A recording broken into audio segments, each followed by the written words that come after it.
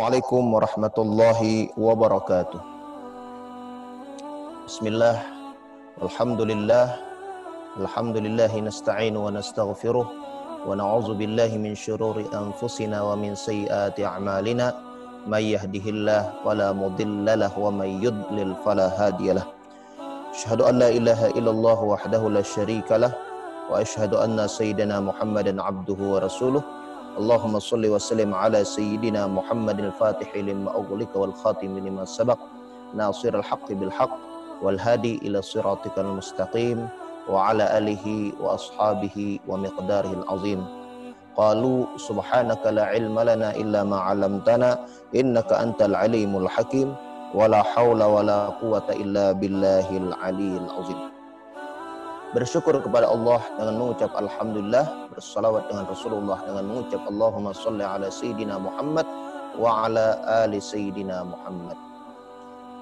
Baik rekan-rekan, para sahabat, para pemirsa, bapak-bapak, ibu-ibu, rekan-rekan sekalian yang dimuliakan Allah, kembali melanjutkan kajian kita tentang sejarah yang dituliskan di dalam Al-Qur'anul Karim. Sebelumnya kita sudah mengkaji tentang sejarah Yahudi dalam perspektif Al-Quran. Nah, melanjutkan kajian kita hari ini, insya Allah kita akan lanjutkan tentang sejarah An-Nasrani atau An-Nasara dalam perspektif Al-Quran. Kajian ini bukan untuk memojokkan, bukan untuk menghinakan, bukan untuk membanding-bandingkan satu agama dengan agama yang lain, satu kepercayaan dengan kepercayaan yang lain.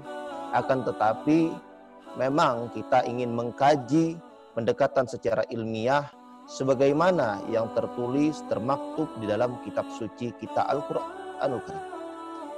Kita sebagai seorang muslim ketika membaca Al-Quran, terlebih kita mulai membaca surah Al-Baqarah, surah Ali Imran, surah An-Nisa, Al-Ma'idah, Al-An'am, Al-A'raf. Maka mau tidak mau, suka atau tidak suka, kita akan dihadapkan pada ayat-ayat yang berkenaan dengan konteks sejarah masa lalu. Yang paling banyak dibahas adalah tentang ahli kitab, yaitu golongan Yahudi dan Nasrani. Oleh karena itulah, maka kita sebagai seorang muslim memang harus mengetahui, memang harus mengkaji, memang harus benar-benar memahami apa yang dimaksudkan pesan dari Al-Quran tersebut, sehingga kita membaca kitab suci kita bukan sekedar kita melakukannya, bukan sekedar kita berulang-ulang mengkhatamkannya, akan tetapi ada makna, ada pesan yang kemudian kita tangkap sinyal pesan itu untuk kita pahami, untuk kita resapi, untuk kita renungi, kemudian bisa kita amalkan bersama-sama. Baik rekan-rekan, sahabat-sahabat sekalian, saya ingin memulai kajian ini dari perspektif pendekatan lughawiyat, pendekatan linguistik, pendekatan kebahasaan. Karena ketika kita berangkat dari perspektif kebahasaan, perspektif linguistik, tentu kita akan menemukan satu akar utama dari pembahasan yang ingin kita bahas dan kita akan kembangkan. Baik, sebelumnya kita sudah membahas tentang kajian Yahudi di dalam Al-Quran. Bagi rekan-rekan yang sebelumnya tidak sempat atau mengikuti kajian kami akan sedikit review kajian tersebut, sehingga nanti kita akan dapat menemukan titik temu dari setiap kronologi, dari setiap peristiwa, dari setiap kejadian, bahkan dari setiap kaitan antara keduanya, Yahudi dan Nasrani dan Islam. Menarik sekali ketika kita berbicara tentang ahli kitab. Salah satu keistimewaan Al-Quran adalah ketelitian redaksinya. Sebab Al-Quranul Karim bukan dibuat oleh manusia, tetapi dia merupakan satu kalamullah, kalam yang bersumber dari Allah Subhanahu wa Ta'ala. Inilah yang membuat Al-Quran sampai pada detik ini tidak ada yang mampu menandingi, baik itu dari pesannya, baik itu dari kandungannya, baik itu dari pendidikannya, dari gaya bahasanya, dari redaksinya, dari keseimbangannya, dari keserasiannya, dari keharmonisannya, dari keindahannya, dari segala aspek apapun, belum ada satu redaksi, satu karya sastra, satu hasil karya yang dapat menandingi Al-Quranul Karim. Pemirsa yang dirahmati Allah, di dalam Al-Quran banyak sekali berbicara tentang istilah yang dikenal dengan ahlu kitab. Ahli Alkitab, ahlul kitab. Ahli adalah pemilik Alkitab, orang yang diberikan kitab. Ahli kitab ini terdapat di dalam Al-Quran dan terulang-ulang lebih dari 31 kali. Alkitab di dalam Al-Quran terdapat dan terulang-ulang sebanyak 31 kali. Nah, selain itu Al-Quran juga menyebut nama lain, variasi, mutaradif, sinonim dari ahli kitab ini dengan berbagai macam variasi. Di antaranya disebutkan dengan utul kitab, utu nasibam minal kitab, allazina hadu, Yahudi, Nasrani, Bani Israel. Semua itu, apakah Al-Quran hanya ingin memperkaya, memperbanyak penyebutan-penyebutan itu tanpa makna? Ataukah penyebutan-penyebutan yang berbeda-beda itu memiliki konteks dari setiap kejadian, dari setiap makna yang kemudian melahirkan satu pesan-pesan tertentu yang harus ditangkap sinyalnya oleh para pembacanya. Baik, ini menarik sebenarnya untuk kita kaji dalam pendekatan secara ilmiah dalam perspektif kebahasaan. Ahli kitab di dalam Al-Quran disebutkan sebanyak 31 kali. Berapa? 31 kali. Dari keseluruhan Al-Quran, ahli kitab disebutkan sebanyak 31 kali. Kata utul kitab disebutkan 18 kali. Berapa? 18 kali. Kata utu nasibam minal kitab, mereka yang diberikan separuh dari Alkitab, disebutkan redaksinya sebanyak 3 kali. Allazina hadu. Allazina hadu, kata lain untuk menyebut kelompok Yahudi, disebutkan 10 kali. Kata Yahudi di dalam Al-Quran terdapat 8 kali berulang-ulang di dalam Al-Quran. Kata Nasrani terdapat 14 kali. Berapa? 14 kali disebutkan dalam Al-Quran. Bani Israel adalah penyebutan yang paling banyak ditemukan dalam Al-Quran, terulang-ulang sebanyak 41 kali. Sebanyak berapa? 41 kali. Nah, tentu penyebutan kata-kata ini ada hikmah, ada pesan, ada sinyal yang mendorong kita untuk mengetahui, untuk menyingkap kenapa Allah Subhanahu wa Ta'ala di dalam Al-Quran menyebutkan kalimat ini berulang-ulang dan menunjuk pada satu bilangan-bilangan tertentu yang sebenarnya memiliki berbagai konteks simbolik yang boleh jadi nanti kita akan ungkap pada episode-episode selanjutnya. Baik, pertanyaan mendasar bagi kita yang ingin mengkaji pendekatan ahli kitab di dalam Al-Quran adalah sebuah pertanyaan mendasar. Mengapa Allah Subhanahu wa Ta'ala menyebut perbedaan-perbedaan itu? Kadangkala Allah menyebut dengan sebutan ahli kitab. Kadang Allah menyebut dengan sebutan utu kitab, orang yang didatangkan Alkitab. Kadang pula dengan penyebutan utu nasibam minal kitab, orang yang didatangkan separuh atau sebagian dari Alkitab. Kadang pula Allah menyebut dengan istilah allazina hadu. Kadang Allah menyebut dengan kata Yahudi. Kelompok lain disebut juga dengan Nasrani. Maka untuk menjawab pertanyaan ini memang tidak mudah dan tidak sederhana, karena mengharuskan kita untuk kembali membuka lembaran-lembaran sejarah masa lalu yang sebenarnya punya hubungan dengan ayat-ayat yang nanti akan dihidangkan oleh Al-Quranul Karim secara indah.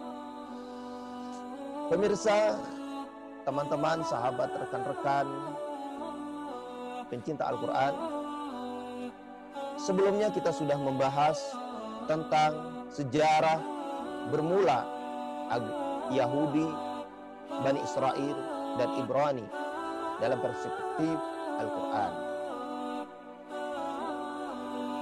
Baik, kita akan sedikit mereview tentang istilah Yahudi. Sebagaimana kita ketahui bahwa Yahudi merupakan penisbahan kepada putra Nabi Yakub yang keempat bernama Yahuda, anak keturunan Yahuda dengan nisbah ya, maka disebut dengan Yahudi. Di dalam istilah Ibrani dan di dalam juga dalam bahasa Arab ada dikenal dengan ya nisbah yang menunjukkan tempat. Misalnya saya berasal dari Banjar, maka nisbah saya adalah Banjari atau Al-Banjari. Ada orang yang terlahir di Mekah, kemudian dia menggunakan nisbah Al-Maki karena dari Mekah. Ada pula orang yang menggunakan nisbah Al-Madani karena dia berasal dari kota Madinah. Ada yang dari Palestina, maka dia menggunakan nisbah Palestini. Ada orang yang berasal dari Suriah, maka dia menggunakan nisbah Suri. Nah, begitu pula kata Yahuda nantinya nisbah kelompok mereka atau asal nenek moyang mereka dari Yahuda kemudian menjadi nisbah ya menjadi Yahudi. Apakah Yahudi agama? Apakah Yahudi merupakan kelompok terah satu keturunan dari Yakub? Apakah Yahudi merupakan satu kelompok gerakan yang memiliki kepentingan tertentu? Nanti kita akan bahas satu persatu hubungan dan konteksnya. Ada baiknya kita masuk dulu pada kilasan sejarah Yahuda yang merupakan putra keempat dari Nabi Yakub, putra Ishak, putra Ibrahim, putra Nahur bin Tareh bin Saru bin Ra'u bin Irfaqsyad bin Syam bin Nuh bin Samak, hatta sampai kepada Isis bin Adam alaihissalam. Nah, Nabi Yakub alaihissalam merupakan putra Ishak, putra Ibrahim alaihissalam. Nabi Yakub berada di Kan'an atau dikenal dengan tanah Kan'an, Ardul Kan'an. Nabi Yakub memiliki beberapa orang istri yang melahirkan 12 orang putra. Di antaranya Robin, Yahuza, Lawi, Syam'un, Zabulun, Yasakir, dan Neftali, Jad, Ashir, Yusuf, dan Benyamin. Itulah yang disebutkan idz qala Yusuf li abihi ya abati inni ra'aitu ahada asyara kawkaba wasyamsa wal qamara ra'aituhum li sajidin. Ketika Nabi Yusuf kecil, dia mengatakan kepada ayahnya, Yakub, wahai ayahku, inni ra'aitu ahada asyara, aku melihat 11 bintang. 11 bintang menurut para mufassir menunjukkan pada jumlah saudara-saudara Nabi Yusuf yang kemudian mereka mengakui nubuwah, meyakini kenabian Nabi Yusuf serta meyakini anugerah yang Allah karuniakan kepadanya sebagai seorang penguasa di Mesir. Baik. dari Yahuda nanti akan melahirkan terah para nabi-nabi selanjutnya, seperti Nabi Daud, Sulaiman, dan Nabi Isa alaihissalam yang memiliki keterkaitan konteks dalam sejarah Nasrani. Yang perlu digarisbawahi dari putra-putra Nabi Yakub yang berjumlah 12 orang itu, ketika menjelang wafatnya, Nabi Yakub berwasiat kepada mereka, mereka berwasiat kepada anak-anaknya untuk menyembah Allah Subhanahu wa taala. Dari keturunan semua para nabi, dari Yakub, Ibrahim, dari Yakub sampai anak keturunan ke bawahnya, mereka semua adalah muslim, disebut dengan muslim. Baik, jika ada mushafnya mungkin bisa buka surah Al-Baqarah pada ayat yang ke-135. Di situ jelas Allah Subhanahu wa taala menyatakan, A'udzubillahi minasyaitonir rajim. Qulu amanna billah wa ma unzila ilaina wa ma unzila ila Ibrahim wa Ishaq wa Yaqub wal asbat wa ma utiya Musa wa Isa wa ma utiyan nabiyyuna min rabbihim la nufarriqu baina ahadin minhum wa nahnu lahu muslimun. Katakanlah, aku beriman kepada Allah, beriman kepada yang diturunkan kepada kami, beriman sebagaimana berimannya Nabi Ibrahim, berimannya Nabi Ishaq, berimannya Nabi Yakub wal asbab, dan anak cucu mereka, dan apa yang diturunkan, diberikan kepada Nabi Musa dan Isa, dan apa yang juga diberikan kepada nabi-nabi yang lain dari Tuhan mereka, Allah Subhanahu wa taala. La nufarriqu baina ahadim minhum. Mereka semua tidak berpecah belah. Artinya apa?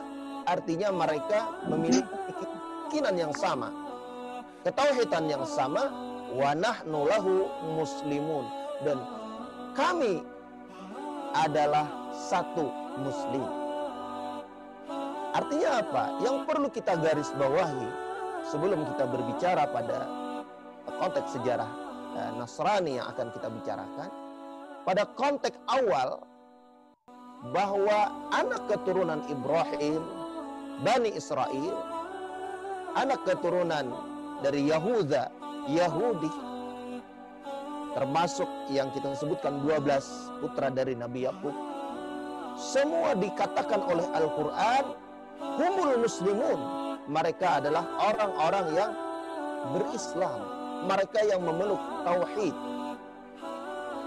mereka yang memegang la na'budu illa illallah, kami tidak menyembah melainkan Allah. Artinya apa? Artinya pada sejarah Bani Israel, pada generasi awal, mereka adalah orang-orang yang bertauhid, mereka orang-orang yang beriman. Ini menjadi dasar kita memahami sejarah itu. Selanjutnya, Allah juga menyebut Bani Israel dengan sebutan Yahudi. Kata Yahudi ini sebenarnya bukan dalam konteks agama yang disebut dalam perspektif Al-Quran. Tapi kata-kata Yahudi di dalam Al-Quran selalu mengingatkan mereka pada konteks sejarah masa lalu, mengingatkan mereka kepada nenek moyang mereka yang tetap memegang keyakinan monoteisme, keyakinan ketauhidan. Sehingga berulang-ulang Al-Quran kembali mengingatkan mereka untuk tetap mengikuti jalur yang hanif. Makana Ibrahim Yahudiyan wala Nasraniyan walakin hanifa muslimah. Hanif, bersih, lurus. Manakala Allah Subhanahu wa taala menyebut anak keturunan Yahuda dalam konteks Yahudi selalu memiliki implikasi negatif. Kenapa? Karena Allah menyebutkan penyimpangan yang mereka lakukan dari jalan ketetapan yang telah ditetapkan oleh nenek moyang mereka dengan kepercayaan yang hanif tersebut. Nah, berbeda juga dalam konteks Nasrani. Kata Nasrani di dalam Al-Quran ditemukan sebanyak 14 kali terulang. Nasrani sama dengan nisbah Yahudi karena dia berasal dari kata Nasara. Nasara dalam bahasa Arab adalah penolong. Kata Nasrani di dalam Al-Quran berangkat dari ucapan para Hawariyun. Siapa itu Hawariyun? Hawariyun ini adalah orang-orang yang dekat dengan Nabi Isa alaihissalam. Mereka adalah penolong Nabi Isa alaihissalam, para murid dan para pengikut setia Nabi Isa alaihissalam, yang ketika Nabi Isa difitnah untuk ditangkap oleh penguasa Romawi ketika itu, mereka sudah terkepung. Lalu Nabi Isa alaihissalam mengatakan kepada para sahabatnya, pada para pengikutnya yang disebut dengan Hawari, qala man ansari falamma ahassa Isa minhumul kufra qala man ansari ilallah. Ketika Nabi Isa melihat ada kekufuran di antara mereka, lalu Nabi Isa mengatakan, man ansari ilallah, siapa yang akan menolong agama Allah? Lantas dijawab oleh Al-Hawari, qala al-hawariyuna nahnu ansarullah, kamilah penolong Allah. Washhad bi anna muslimun, dan saksikanlah kami termasuk golongan yang berislam.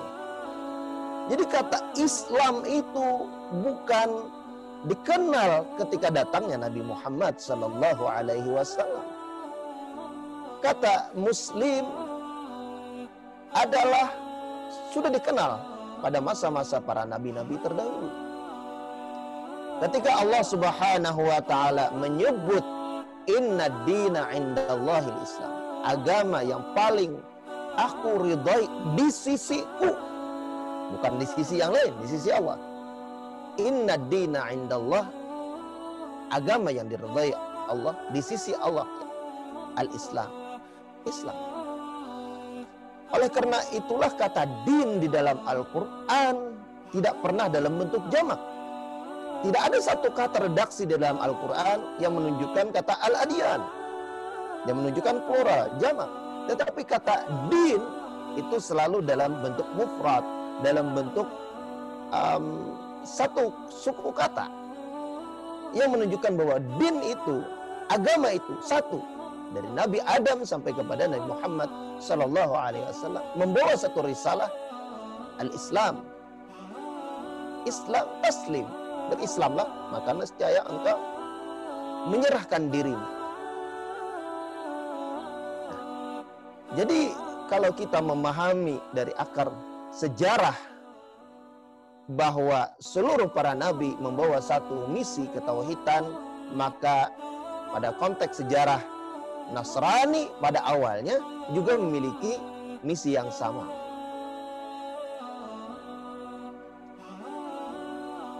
Ketika Allah Subhanahu wa taala menyebut Yahudi selalu dalam bentuk dan kesan negatif. Namun berbeda dengan Nasrani. Ketika Allah menyebut dengan penyebutan Nasrani, konteksnya menjadi lebih dekat dengan orang-orang Muslim. Kadang dia memang ada disebut dalam konteks kesan negatif, tetapi juga disebut dalam kesan yang positif. Di dalam Al-Baqarah kita temukan, lan tarada ankal yahudu walan nasara hatta tattabi'u millatahum. Tidak akan reda, tidak akan senang kelompok al-Yahud, dan juga tidak senang kelompok Nasara terhadap engkau ya Muhammad sebelum engkau mengikuti milah mereka. Jika kita lihat pada konteks bahasa Arab, maka di sana akan ditemukan lan tarda lan. Kata lan di dalam bahasa Arab merupakan satu penafian yang membutuhkan kepada waktu. Lan artinya apa? Lan itu dalam bentuk bahwa menunjukkan tidak akan, sama sekali tidak akan. Tidaknya itu tidak melampaui, tidak berbatas. Tidak berbatas sampai kiamat. Jadi ketika kita sebutkan ana lan akul, saya tidak akan makan. Berbeda dengan ana la akul, hanya dengan kata la saja. Jika kita menyebutkan dengan kata lan akul, berarti bisa jadi bahwa dia tidak akan makan sampai dia mati. Tidak memiliki batasan. Tetapi ketika disebutkan ana la akul, saya tidak makan. Boleh jadi memang dia tidak makan pada saat itu, pada jam itu. Nanti jam berikutnya dia makan. Atau dia mengatakan ana la akul yaum, saya tidak makan hari ini. Berarti besok dia akan makan. Nah, perbedaan di sini Al-Quran begitu telitinya ketika menyebutkan konteks Yahudi.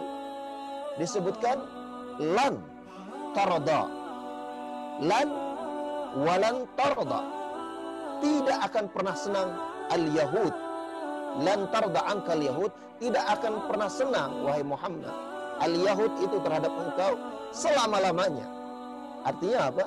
Artinya sampai kiamat orang-orang Yahudi, pengikut Yahudi itu tidak akan pernah senang dengan engkau ya Muhammad dan ajaranmu.